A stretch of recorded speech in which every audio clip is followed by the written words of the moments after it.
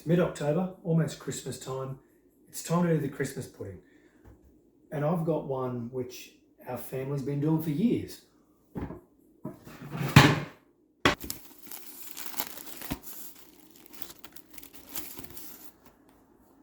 This is my nan's handwriting.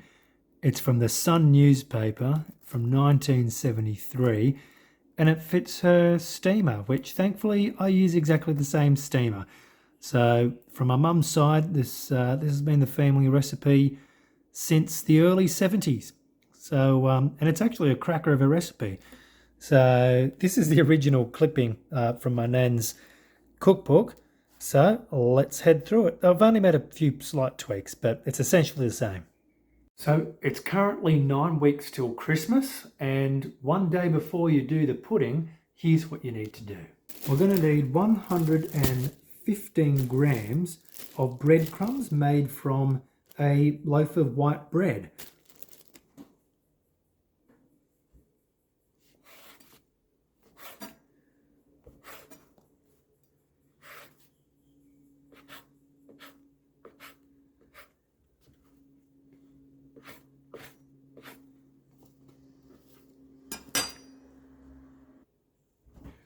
No need to be wasteful. These can be used to make some breadcrumbs. Sorry, not breadcrumbs, croutons. And, you know, put them in a salad.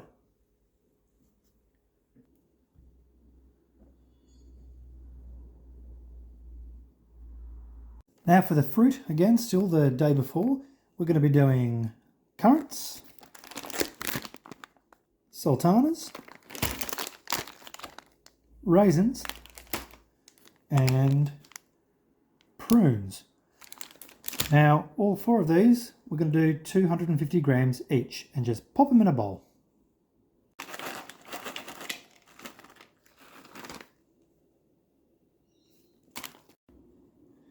You've got to make sure that you chop up the prunes, because who would ever want a full-size prune inside their Christmas pudding?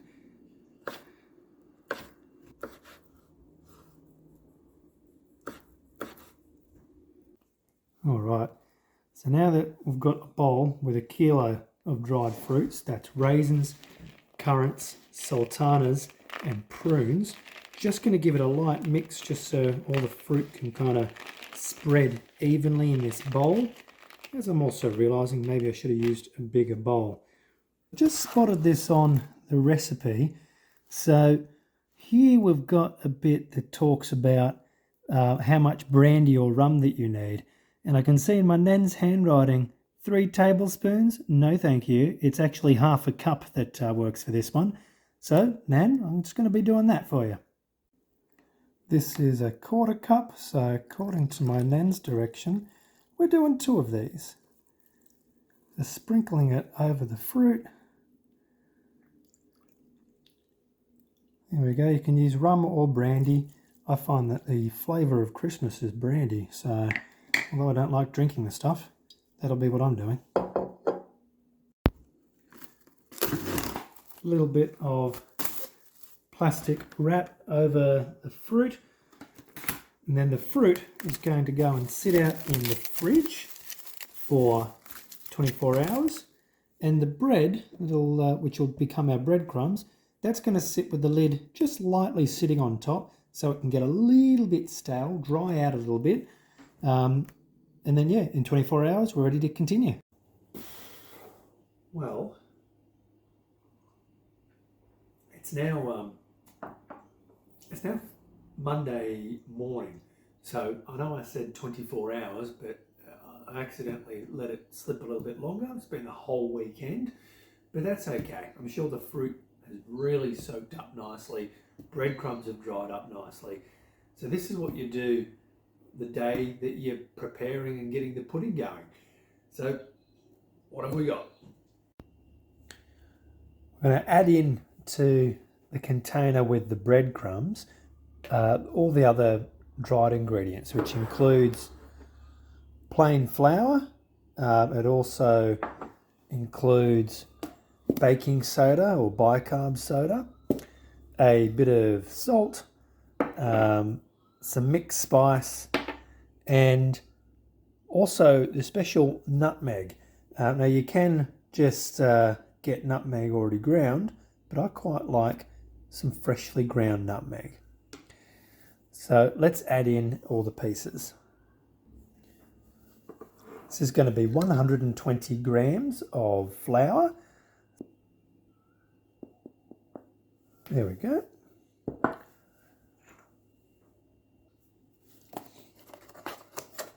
It's going to be half a teaspoon of bicarb or baking soda.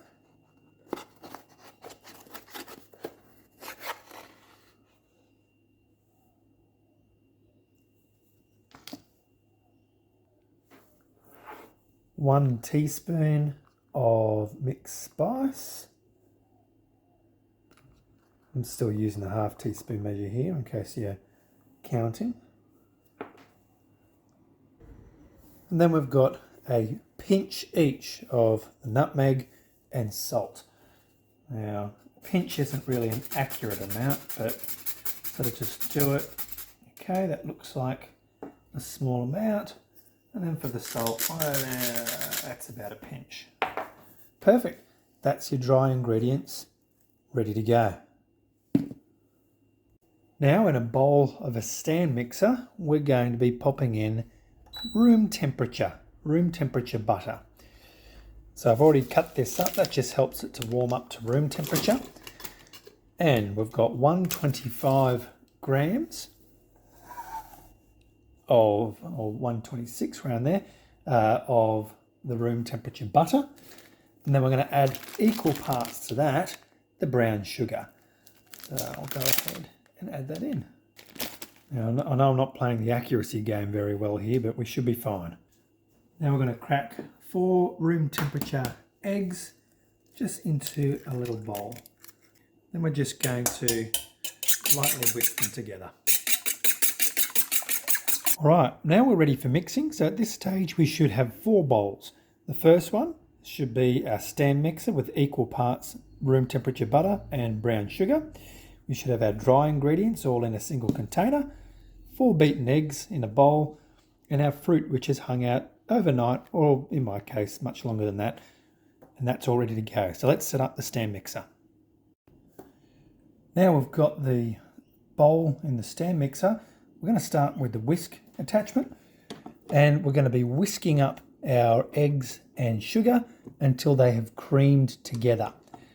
And I'll show you just what that looks like.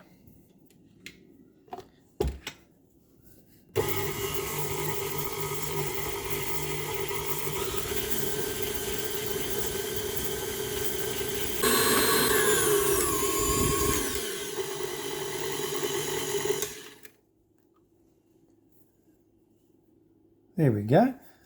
So they've creamed together, and as the name would suggest, it's creamed together when the consistency is all sort of together. Now this could probably have been a little bit better if the butter was warmer, but that's not a bad effort. Now with the mixer, oh, sorry for the baby noises, Cora's woken up. Now with the mixer on low, I'm going to be slowly adding in the 4 beaten eggs.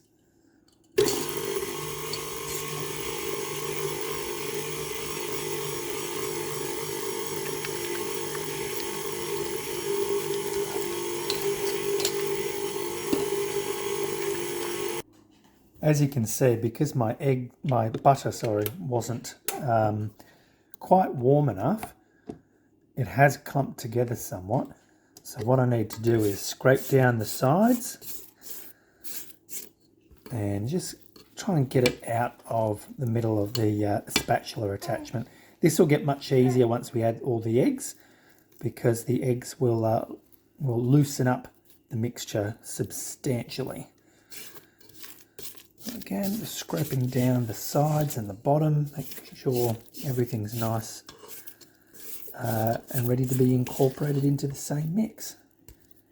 There we go. I'll just keep repeating until all the egg mixture has been combined.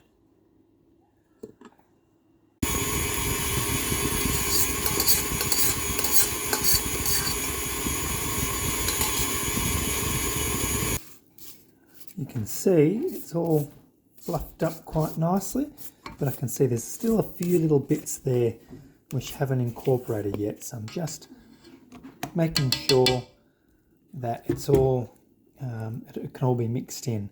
And you might notice I was doing this on low speed, but now I'm just going to speed it up a little bit, just to really help get those little clumps of creamed butter and sugar really incorporated into this egg mixture.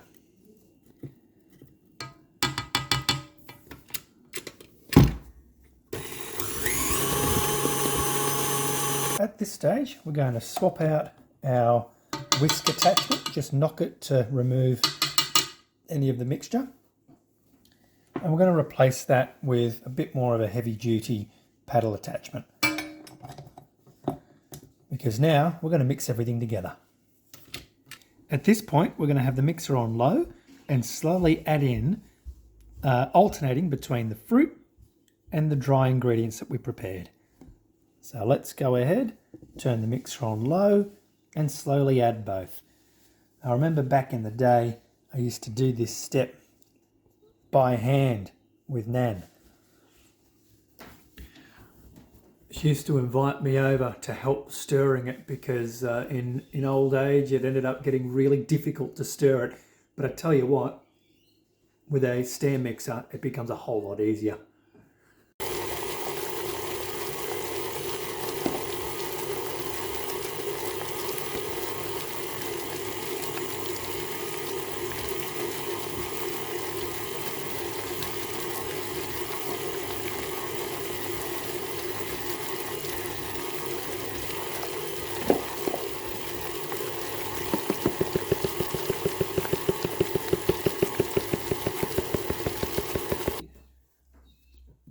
This right now is looking like a Christmas pudding mixture. It's got all of our dry ingredients, a lot of butter, a lot of sugar. It's got all that fruit that's soaked up the brandy, or again you can use rum if that's your thing. But personally, I think, although I'm not a big fan of brandy, when it's Christmas, there's no substitute. This is looking really nicely incorporated actually, and the colour's really fantastic. You can see that some of the colour of that fruit has transferred over. The brown sugar colour's all in there. Fantastic. Okay. Now this is the pudding, what do you call it? Pot? Container? Steamer, I guess is the right word for it. This is one that Nan's been using, and I've done the math, and I'm pretty sure it is at least 50 years old. You don't have to use a 50-year-old one if you've got an earlier one. But what's really important is you want to butter it up. Even though I think there's so much butter in this mixture, you saw how much is in there, 220 grams plus. The worst thing that you would want is to finish this thing and then it to come out like a mess. So just be safe. Go ahead and butter up your steamer.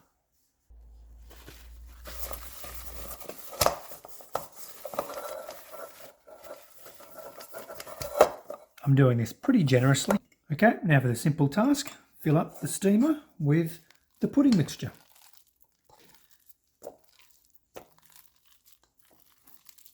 Look at that glorious pudding mixture.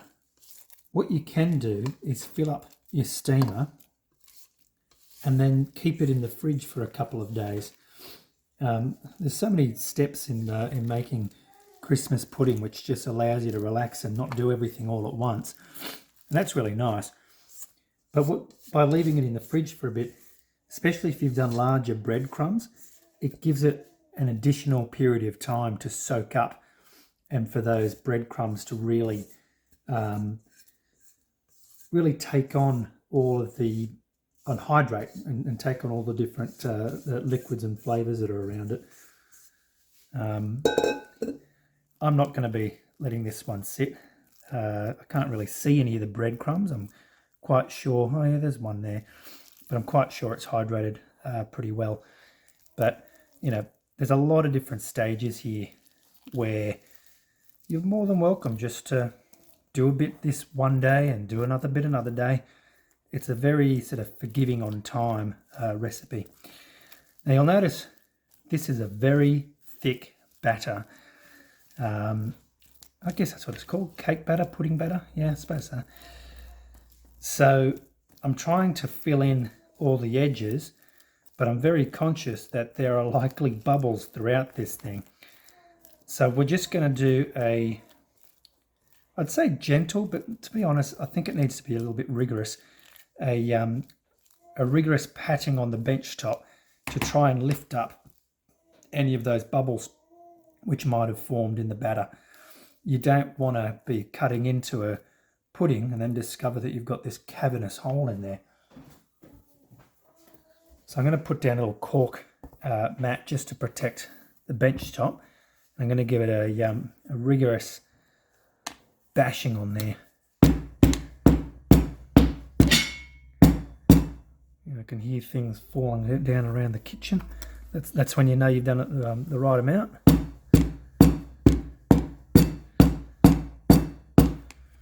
I'm not sure. Did you spot any bubbles coming up? I didn't. It's very, very thick batter. Very, very thick. Okay, I'm trying to flatten up the top here, and the reason for that is the top is actually, the top of the steamer is the bottom of the pudding. So you want to make sure that it's flat so that when your pudding's done, it can sit nicely. I'm even just making it a little bit concave, so the middle is a little bit deeper than the edges. Because remember, we put in how much was it? Half a teaspoon of bicarb soda. So it's going to rise. The mixture's going to rise as it cooks. And there's more in the middle, so the middle's going to rise more than any other part, which, of course, if ever you baked a cake, you know that, because the middle puffs up a great deal more than the edges. So there we go. It's mostly flat, and that'll allow us to go. So now we need to prepare the steamer to be able to boil the pudding. All right, now in order to prepare it for the boiling, we're going to need 2 pieces of parchment paper or baking paper. Just going to pop that over the top, then pop the lid of the steamer on, close the locks that are on the side, and they should close over the top of the paper. And then we've got our insurance, which is kitchen twine, and we'll just make sure that we've got a nice tight labyrinth of knots and everything all sort of tying around our pudding receptacle, and that's just going to make sure that we're really ensuring water's not going to come in. Now in a pot over the stove top, I've put in water. I'm going to drop in our prepared steamer. You want to make sure it's about 2/3 to 3/4 of the way up the side of the steamer. You certainly don't want the water to be going beyond these locks. Put all this protection here. That's mostly for the steam. You don't want to cover. It's not waterproof. You don't want to cover the whole thing with water. So I'm actually going to remove this steamer, get the water up to a boil, and then we're going to be ready to drop it in. And we're going to be boiling it for 6 hours. So you have to watch it throughout that 6 hours. Top up the water. It's going to be losing water through steam as you go. It doesn't need to be a rigorous boil, just needs to be boiling.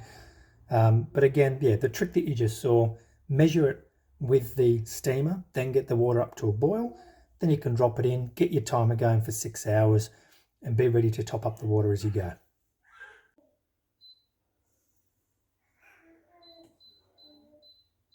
Now that this is boiling, being careful not to burn yourself, just gently lower in the steamer into into the water. There you go. Now this goes for 6 hours, and as I mentioned before, keep an eye on it, top it up, set a timer so every hour or so you're coming over and having a look. Now I find it's also useful just to put the lid on with just a little bit of a gap so it doesn't go crazy with its boiling.